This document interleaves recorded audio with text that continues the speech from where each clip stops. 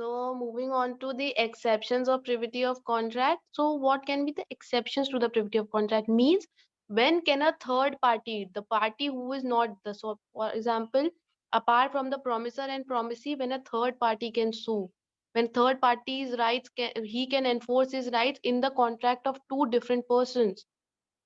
So in the so I would take first beneficiaries. Beneficiaries who have been benefited by the contract. For example, I am making a contract. The two parties are making a contract, but the contract is for the third person's benefit. So now, if the contract is not enforced, the third person would be affected by it. So that is an exception. The beneficiary is an exception that the beneficiary's rights are affected. So the beneficiary can enforce. So I would also give a case law on that.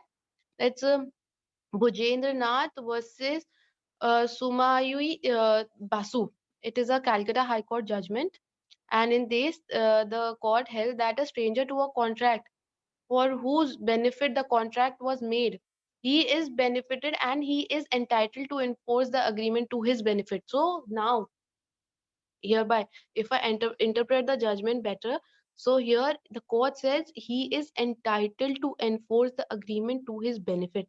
So that beneficiary cannot say that you have to perform the whole contract. He can only sue the parties till the extent of his benefit. If his benefit is 100 rupees, he can only claim 100 rupees. If the contract was made for 1000 rupees, but the benefit involved or the beneficiary was only 100 rupees. So the beneficiary cannot say that perform the whole 1000 rupees contract. He can only say that please perform because my right, my entitlement is for 100 rupees.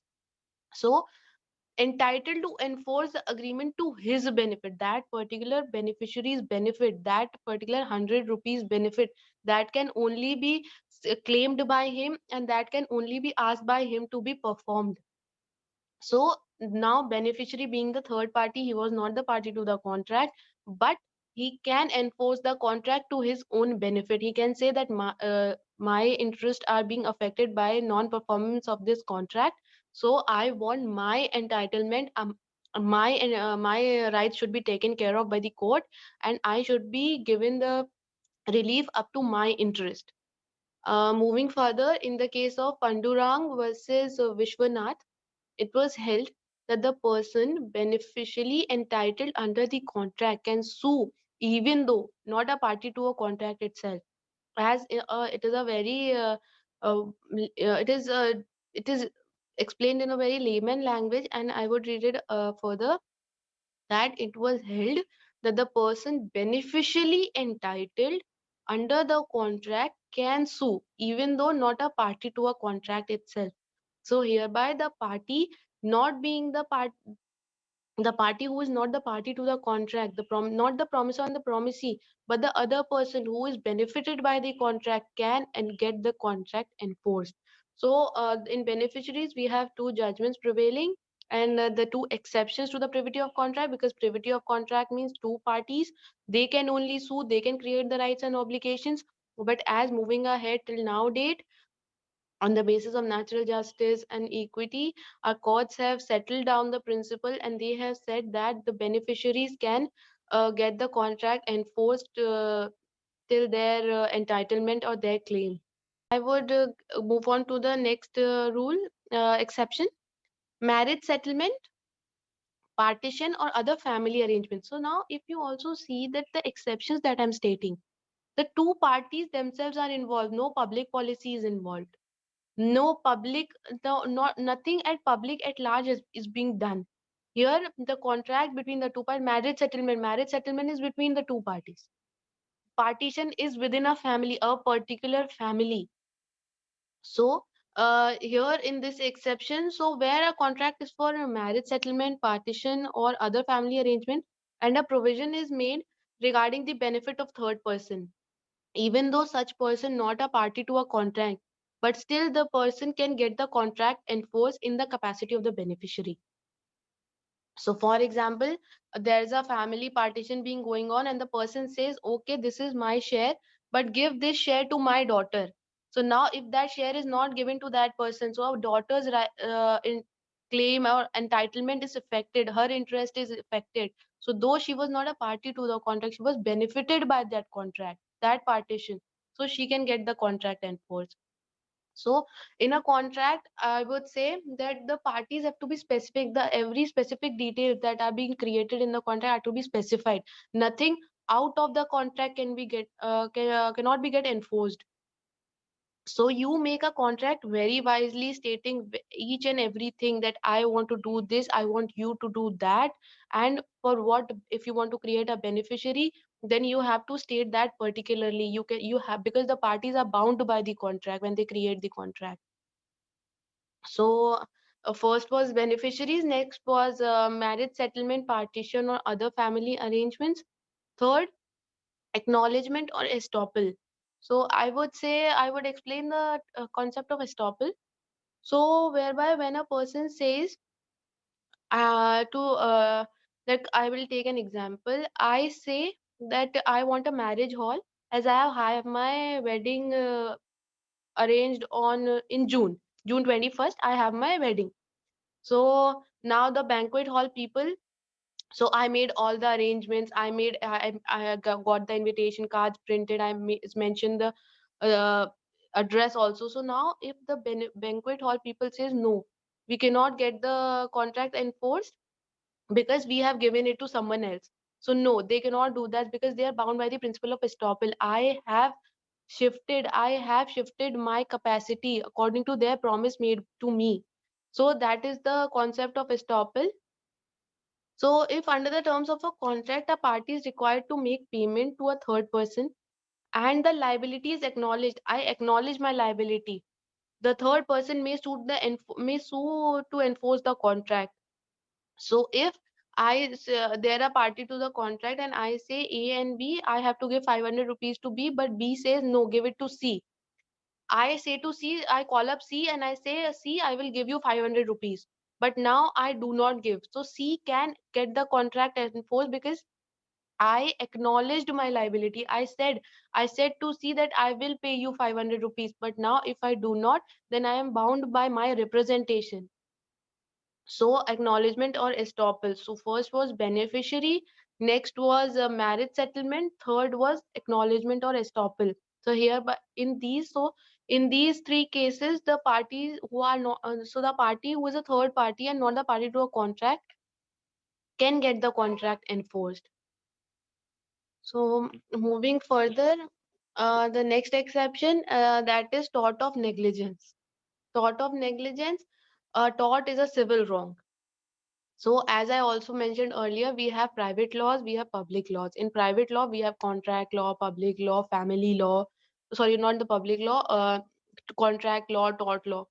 So, here in this case, I will give a case in the tort of negligence, the case is Claus versus East India Hotels. So, there was a contract between Lufthansa Airlines and East India Hotels for the stay of their crew members. So one of the crew members brought an action against the East India Hotel for damages for the injury caused to him. The crew member was awarded exemplary damages even though he was not a party to a contract. So if any injury or a damage is being caused because of that contract, so the person can get the contract enforced and can claim for damages. Here, the contract was between the Lufthansa Airlines and the East India Hotels, but the crew members' interests were involved. They could not have suffered any injury. When a contract is being done, that my crew members would stay and they have to be provided with proper hospitality. So now, if any injury is caused, the crew member can get the damages. So here also in this case, the court said that the crew members brought an action and they were given the damages for injury caused to him, as the crew member was awarded exemplary damages by the court. So moving ahead to the next exception, that is nominee or assignee of an insurance policy.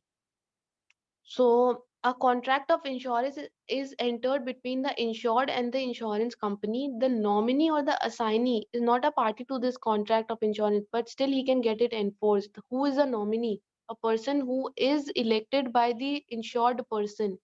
That this person would take after me, this person would get the benefits, this person would get my all the rights of this contract. So thereby the assignee is one who person. I assign my interest to third person. For example, we can take an example of principal and agent. The agent is assigned by the principal. He is assigned, he is given the authority of the principal to act on his behalf. So so nominee or assignee of an insurance policy, a contract of insurance is it is basically entered between the insurance company and the insured person. The nominee or assignee is not the party to the contract. They are not giving any consideration. They are not making any promise. They are not accepting anything. But they are not the party to a contract of insurance, but still they can get the rights enforced. Sorry. Then covenants running with land. So first was beneficiary, second was marriage settlement, third was uh, third was acknowledgement or estoppel, fourth was nominee or assignee of an insurance policy, then there was tort of negligence, and now it's a covenant running with land. So I will give you what is a covenant running with land. For example, I have a land and there is a right to way.